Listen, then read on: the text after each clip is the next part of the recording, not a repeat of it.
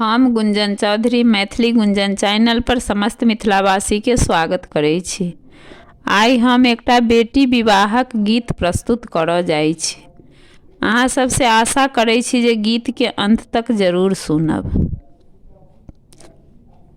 बेटी जइहा ससुर के मकान, बाबा के लाज रखिहा। बेटी जइहा ससुर के मकान, बाबा के लाज रखिहा। लोग देखतो तो हर खानदान, बाबा के लाज रखिहा। लोग देखतो तो हर खानदान, बाबा के लाज रखिहा। भोरे उठिहा बाढ़न पकड़िहा, बाढ़न पकड़ी का आंगन बहारिहा। तनिको न करिहा गुमान, भैया के लाज रखिहा। तनिको न करिहा गुमान, भैया के लाज रखिहा। लोग देखतो तो हर खानदान, भैया के लाज रखिहा।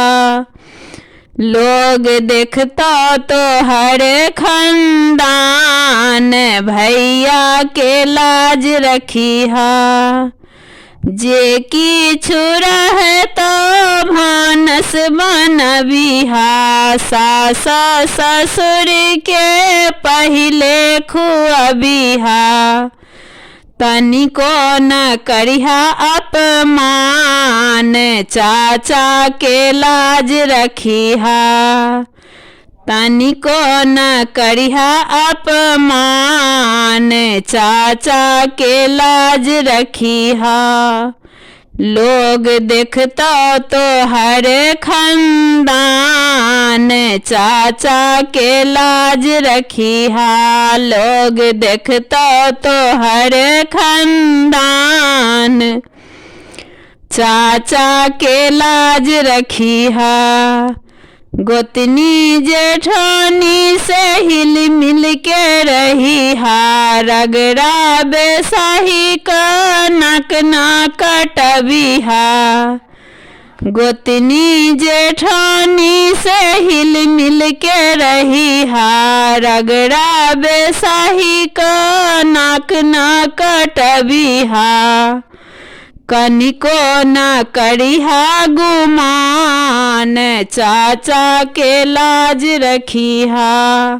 कनिको न करिहा गुमान, चाचा के लाज रखिहा।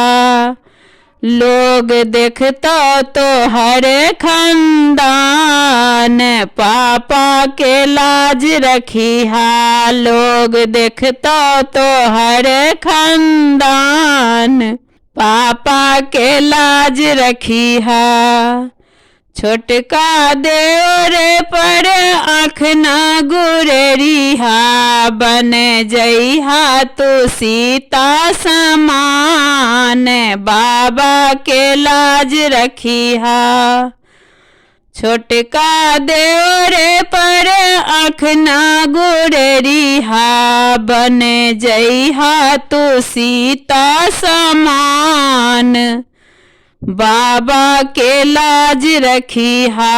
बन जइहा तू सीता समान, बाबा के लाज रखिहा।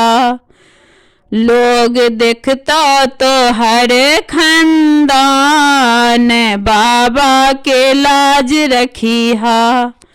लोग देखतो तो हर खानदान, बाबा के लाज रखिहा। बेटी जइहा ससुर के मकान, बाबा के लाज रखिहा। बेटी जइहा ससुर के मकान, बाबा के लाज रखिहा।